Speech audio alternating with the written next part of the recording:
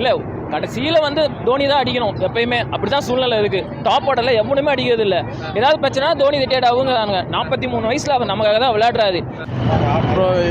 Bro match நல்லா போயிட்டுருக்கோம். தோனி நல்லா விளையாண்டுருக்காரு. செம்ம இன்னிங்ஸு.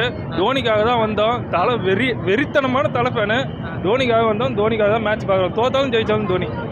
ததுரவங்க அழிவிச்சு என் டோனி காலில் வீண்டு சார் என்னை விட்டு வச்சா தோற்றுருங்க சார். நீங்கள் பாவன்னு தோத்துறாரு. சாச்சு போட்டாங்க மாப்பிள்ள போச்சுங்க. என்ன ஆகல, இதுக்கப்புறம் என்ன ஆகணும் நீங்களே சொல்லுங்க. ஹோம் கிரவுண்ட்லேயே விளையாட மாட்டே அப்புறம் எப்படி இவங்க ஜெயிக்க போகிறாங்க? ஸ்ட்ராட்டஜி ரொம்ப மிஸ் பண்ணுறாங்க. ரித்துராஜ் இனிமேல் இப்படி விளையாடனா இந்தியாவில் விளையாடவே மாட்டான். வேணாம் ப்ரோ, போதும் நம்மளால முடியல ப்ரோ, இதுக்கு மேலே வேணாம் போதும் ப்ரோ. No comments. எனக்கு வாய்ப்பு கிடைச்சா கண்டிப்பாக சார் தோனியோட பெரியதாக வருவேன். கபில் தேவ் சாதனை சச்சின் முடிச்சு, சச்சின் சாதனை விராட் முடிச்சு. விராட் சாச்சு போட்டாங்க மாப்பிள்ள போச்சுங்க. என்ன ஆகல, இதுக்கப்புறம் என்ன ஆகணும் நீங்களே சொல்லுங்க. என்ன இந்த மேட்ச் வின் பண்ணி எதிர்பார்த்தோம். கண்டினியூஸாக 3 in a row நம்ம லாஸ் ஆகிட்டோம். இதுக்கப்புறம் நமக்கு என்ன தேவை? இன்னும் 10 மேட்ச் இருக்குது. 10 மேட்ச் என்ன பண்ண போகிறாங்கன்னே தெரியல. இருக்கிற ஸ்ட்ராட்டஜியை கரெக்டாக ஃபாலோ பண்ண மாட்டேங்கிறாங்க. பிளேயர்ஸ் கரெக்டாக ரொட்டேட் பண்ண மாட்டேங்கிறாங்க. இருக்கிற பிளேயருக்கு சான்ஸ் கொடுத்தா அந்த சான்ஸ் அவங்க கரெக்டாக யூஸ் பண்ணணும். அதுவுமே யூஸ் பண்ணவே இல்லை. இதுக்கு மேலே என்ன பண்ண சொல்கிறீங்க? இல்லை மொத்தமாகவே டீமே சரியில்லை. ஒரு 7 மேட்சுக்கு அப்புறம் திருப்பி மிடில் வந்து பிளேயர்ஸ் எக்ஸ்சேஞ்ச் பண்ணுவாங்கல்ல, அந்த மாதிரி யாரும் 2 பேரும் எக்ஸ்சேஞ்ச் பண்ணால் கொஞ்சம் நல்லாயிருக்கும். வேறு ஏதாவது டீமில் வந்து ஆள் எடுத்து வந்து எங்கள் டீமுக்கு ஆடுங்கப்பான்னு சொன்னாவது ஆட்டு போவாங்க. அவங்களாவது வந்து இந்த ஒன் டே மேட்ச் ஆடுறதுக்கு யார் வந்து ஆடினா என்ன? அப்படி நம்ம ஒருத்தர் மேலே நம்ம பேட்டன் சொல்ல முடியாதுல்ல. இப்போ அவர் வந்து இறங்கிறது பார்த்தீங்கன்னா 15 ஓவருக்கு அப்புறம் வந்து இறங்குறாரு, இல்லை 20 ஓவர் வந்து இறங்குறாரு. அப்போ மீதி இருக்க 18 ஓவர் என்ன பண்ணுறாங்க மற்றவங்கலாம்? அவரோட ஒர்க்கு ஃபீல்டு கீப்பிங் நல்லாவே பண்ணிட்டு இருக்காரு. அதில் எந்த ஒரு சேஞ்சஸும் கிடையாது. அவர் பேட்டிங்கை பார்த்தீங்கன்னா 17 ஓவருக்கு அப்புறம் தான் வந்து இறங்குறாரு. முன்னாடியே வந்து இறங்கி பாலை வேஸ்ட் பண்ணுறோன்னு சொன்னால் கூட ஓகே தான். பட் மற்ற இருக்கிற 7 பேர் என்ன பண்ணுறாங்க? ஒரு டாப் ஆர்டர் ஃபுல்லாகவே கேவலமாக இருக்குது. எதுக்கு இந்த டாப் ஆர்டர்னே தெரியல. எப்போ தான் அடிப்பாங்கன்னு தெரியாது. ப்ரோ மேட்ச் நல்லா போயிட்டுருக்கோம். தோனி நல்லா விளையாண்டுருக்காரு. செம்ம இன்னிங்ஸு. தோனிக்காக தான் வந்தோம். வெறித்தனமான தலை ஃபேனு. தோனிக்காக வந்தோம். தோனிக்காக தான் மேட்ச் பார்க்குறோம். தோத்தாலும் ஜெயிச்சாலும் தோனி.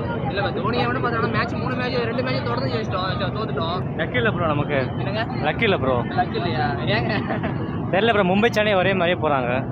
என்ன சரியில்லை ப்ரோ? டீம் பெர்ஃபார்மன்ஸ் மொத்தமாக கொஞ்சம் சஜஸ்ட் பண்ணால் நல்லா பண்ணலாம். ஓவராலாக ஏதாவது யாரையும் குறை சொல்ல முடியாது இல்லையா? பேட்டிங் பண்ணல, பவுலிங் பண்ணாத, மொத்தமாக நல்லா பெர்ஃபார்ம் பண்ணால் நல்லா வின் பண்ணலாம். ஸ்லோவாக போகிறாங்க. சேசிங் வந்து ரன்ன பால் சேஸ் பண்ணிட்டு போகிறாங்க. பேட்டர்ஸாக ஸ்ட்ரைக் ரேட் வந்து கம்மியாக விளையாண்டு போகிறாங்க. ஸ்ட்ரைக் ரேட் வந்து இம்ப்ரூவ் பண்ணி விளையாடலாம். பிளேயர்ஸ் கொஞ்சம் பவர்ஃபுல்லான பிளேயர்ஸ் விளையாடலாம். ஆமாம் ப்ரோ.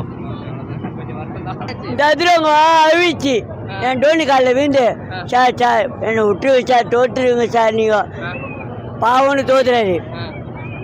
அழுகுறாங்க. என்ன பண்ணுறது? அவர்கிட்ட பணமா? இவங்க பிச்சைக்காரங்க. எங்கள் தளபதி லட்சாதிபதி போனா போட்டோம், சம்பாதிட்டோம். இன்னைக்கு 20 நாளைக்கு போயிடுறான். போ பட் ஸ்டில் லைக் பிக்கப் பண்ணிடுவோம்னு நினைக்கிறேன் இனி வர மேட்சஸில்.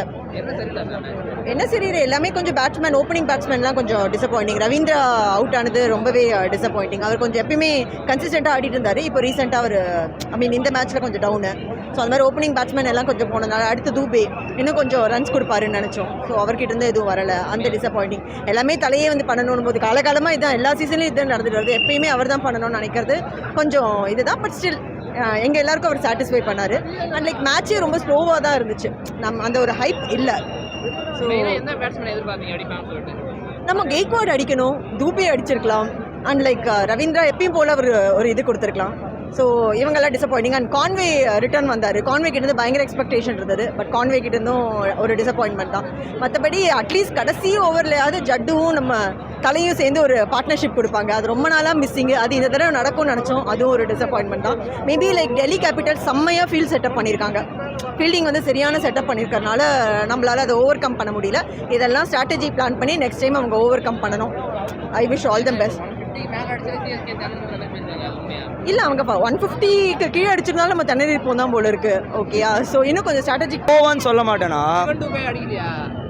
அது சிவம் டூபேவோட மிஸ்டேக்காக சொல்லலாம். பட் விஜய் சங்கர் வந்துட்டு ஃபஸ்ட்டில் நிறைய பால் சாப்பிட்டுட்டான், அடித்தான், நான் தப்பு சொல்லலை. பட் கொஞ்சம் T20 மாதிரி ஆடி இருக்கலாம். டோனி சீக்கிரமாக வந்தார், பட் அப்பயே அடிக்க ஸ்டார்ட் பண்ணிடணும். மெயின் மிஸ்டேக் வந்துட்டு ஸ்ட்ரைக் ரேட் தான் ப்ராப்ளம். எல்லாருக்குமே ஸ்ட்ரைக் ரேட் தான் ப்ராப்ளம்.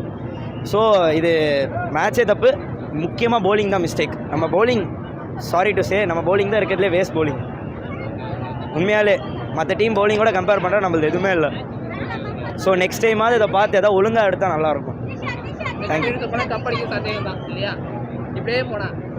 டாப் 6ல் வருவாங்களான்னு பாருங்கள் ஃபஸ்ட்டு. ஹோம் கிரவுண்ட்லேயே விளாட மாட்டே அப்புறம் எப்படி இவங்க ஜெயிக்க போகிறாங்க? ஸ்ட்ராட்டஜி ரொம்ப மிஸ் பண்ணுறாங்க. ரித்துராஜ் இனிமேல் இப்படி விளாட்னா இந்தியாவில் விளாடவே மாட்டான். சிவம் துபே வந்து இஸ் வேஸ்டிங் இஸ் டைம், அவ்வளோதான். 2 பேர் தான். ஸ்ட்ராட்டஜி சரியில்லை. பவுலர்ஸ் பிச்செல்லாம் நல்லா இருக்குது. பவுலர் சாய்ஸ் வந்து ரொம்ப waste. Ashwin waste, Chaudhary waste, 2 பேருமே வேஸ்ட்டு. வேறு மாற்றினா தான் சிஎஸ்கே ஜெயிக்கும். தேங்க்யூ. இல்லை, கடைசியில் வந்து தோனி தான் அடிக்கணும் எப்பயுமே. அப்படி தான் சூழ்நிலை இருக்குது. டாப் ஆர்டரில் எவனுமே அடிக்கிறது இல்லை. ஏதாவது பிரச்சனை தோனி ரிட்டையர்ட் ஆகுங்கிறாங்க. 43 வயசில் அவர் நமக்காக தான் விளையாடுறாரு. ஏதோ ஒரு கீப்பிங் பிடிச்சிட்டு, ஆனால் ஒரு பவர் ஹிட்டர்ஸ் கூட இல்லை. துபே மட்டும் தான் அடிக்கிறாரு. எத்தனை மேட்ச் அடிச்சிருக்காரு துபே சொல்லுங்கள்? பயமாக இருக்குது. அவுட் ஆகும்னு நினைக்கிறேன் லீகை விட்டு இப்படியே போச்சுன்னா. கண்டிப்பாக ஏதாவது எல்லா டீம்லேயும் யங்ஸ்டர்ஸுக்கு வாய்ப்பு தராங்க. ஆண்ட்ரஸ் சித்தார்த்துக்காக கொடுக்கலாம், அன்சுல் கம்போஜ் கொண்டு வரலாம். அடிக்கிறாங்க. அவனுக்கு அடித்தா பால் பறக்குது, நாம் அடித்தா பவுண்டரியே போக மாட்டேது. 170 தாண்டினாலே அடிக்க சேஸ் பண்ண மாட்டாங்க. அது ரெக்கார்ட் சொல்கிறாங்களே, 5 வருஷம் ஆச்சு 180 தாண்டி சேஸ் பண்ணலன்னு. சரி, பவுலிங் ஸ்ட்ராங்காக இருக்கா? அதுவும் கிடையாது. இருக்குது. நான் என்ன சொல்கிறது, இது 4வது மேட்ச் வரேன். 3 சீசனில் 4வது மேட்ச் வரேன். எனக்கு தோனி தான் ரொம்ப பிடிக்கும். பட் எனக்கு பயமாக இருக்குது. இவனுக்கு கொஞ்சம் கூட ஒரு அக்ரெசிவ் கேம் பிளேவே கிடையாது, இன்டென்ஷனே கிடையாது. விளையாடுறோம், கடைசியாக பார்த்துக்கலாம். இப்போ கடைசியாக 18th ஓவர் அடிக்கிறாங்க 2 பேரும், 18th 19th. ஏன் அது 15th ஓவர்லேயே அடித்தா என்ன ப்ரோ? உங்களுக்கே தெரியும் பிளாக்ல டிக்கெட் எவ்வளோ வெளியே போகுதுன்னு. எதுக்கு வரும்? வந்துட்டு ஓடிய மாதிரி ஆடிட்டு இருக்காங்க ப்ரோ. கஷ்டமாக இருக்குது பார்க்க. அதில் வேணாம்ப்பா. ப்ரோ என்ன ப்ரோ சொல்கிறது? ஒன்றுமே சொல்கிறதுக்கு இல்லை ப்ரோ. என்ன எதிர்பார்த்துருந்தீங்க ப்ரோ? என்ன சொல்கிறதுன்னு எனக்கே தெரில ப்ரோ. 180 கூட அடிக்க மாட்டாங்க. போன மேட்ச் மும்பைலையும் அதே மாதிரி தான் இன்டென்டே எல்லாம் மாதிரி ஆடினாங்க ஒருத்தர். இந்த வாட்டி விஜய் சங்கர் ஒன்றுமே இல்லை, எல்லாம் அடித்த எல்லா பாலும் சிங்கிள் தான் அடிச்சிட்டு இருக்காரு. எனக்கு தெரிஞ்சு ஃபாரின் ஹிட்ரு இல்லை ஃபாரின் ஃபினிஷரு வந்து வச்சாதான் ப்ரோ டீம் வந்து ஜெயிக்கும். ஏன்னா அஸ்வினை வந்து வச்சுருக்காங்க. அந்த ஒரு ஓவருக்கு ரச்சின் ரவீந்திராவை கொடுத்துட்டு அஸ்வினை வந்து தூக்கி வெளில போட்டுட்டு ஒரு பியூர் பேட்ஸ்மேன் ஆடினா தான் ப்ரோ வந்து பேட்டிங் லைனப் இன்னும் கொஞ்சம் ஸ்ட்ராங்காகவும் சென்னை ஜெயிக்கும். இல்லைனா டேபிள் பாட்டம் தான் ப்ரோ சென்னை மும்பை. நான் என்ன சொன்னால், மேட்ச்சு பார்த்தீங்கன்னா வர சோப்பரான என்ன காரணம்னு சொல்ல முடியாது சார். ஏன்னா சீனியர் பிளேயர் வந்து பார்த்தீங்கன்னா அவங்க நம்ம சீனியர் அப்படின்ற ஒரு பயம் இருக்க மாட்டேங்குது. நம்ம டோனி, நம்ம ருத்ராஜ், நம்ம இந்த மேட்ச் ஆடிருக்கோம், அந்த மேட்ச் ஆடிருக்கோம், இந்த மேட்ச் என்ன பண்ணுறதுன்னு யோசிக்க மாட்டுறாங்க. அந்த மேட்ச் நல்லா பண்ணுறோம்ல, நம்ம பேர் வாங்கிட்டோம். இங்கே ஃபோட்டோ இருக்குது, அங்கே ஃபோட்டோ இருக்குது, இந்தியா ஃபுல்லாக ஃபோட்டோ இருக்குது. அப்புறம் ஏன் பயம் இல்லை? பயம் வரணும். இந்த ஒவ்வொரு மேட்சும் ஒவ்வொரு ஃபைனலாக நினைக்கணும். ஃபைனலில் தோற்றோமா, அத்தனை மேட்ச் ஜெயிச்சு என்ன சார் பேசணும்? ஃபைனல் தோற்றோமா இல்லையா? நான் என்ன சொல்கிறேன்னா, நம்ம இந்த பேட்ஸ்மேன் அந்த பேட்ஸ்மேன் அடுத்த மேட்ச் நம்ம இன்னும் வாய்ப்பு இருக்குது. அடுத்த மேட்ச் இங்கே என்ன தப்பு நடக்குன்னு கேப்டன்ஷிப், கோச்சர் எல்லோரும் நிற்கணும். லைனை நிற்க வைங்க மேட்ச்சை. ஏன்னா நான் கிரிக்கெட் எனக்கு எல்லாமே தெரியும். நிற்க வச்சு என்ன பிரச்சனை நடக்குது, என்ன ப்ராப்ளம், எதனால் இப்படி சொதப்புறீங்க, ஏன் நீ ஆடலை, உனக்கு என்ன பிரச்சனை, இல்லை ஏதாவது ஃபேமிலி ரீதியாக பிரச்சனையா, இல்லை ஒரு பர்சனல் ஏதாவது பிரச்சனையா, அதெல்லாம் கேட்கணும் சார், கேட்கணும். இல்லைன்னா இளைஞர்கள் எடுத்து போடுங்க. டோனியை உட்கார வைங்க. இன்னொரு வைஸ் கேப்டனாக போடுங்க. ஏன்? ஆமாம் சார், நான் என்ன சொல்கிறேன், இப்போ டோனியா கெத்து, இந்த யுத்ராஜ், அங்கே பாரு டோனி, எங்கே பாரு டோனி, இங்கே பாரு எல்லாமே டோனி. அப்புறம் டோனி தான் பெரிய ஆள் அப்படின்னு நினைக்கணும். ஏன் டோனி முடியல, விலகணும், இளைஞருக்கு வாய்ப்பு கொடுக்கணும்.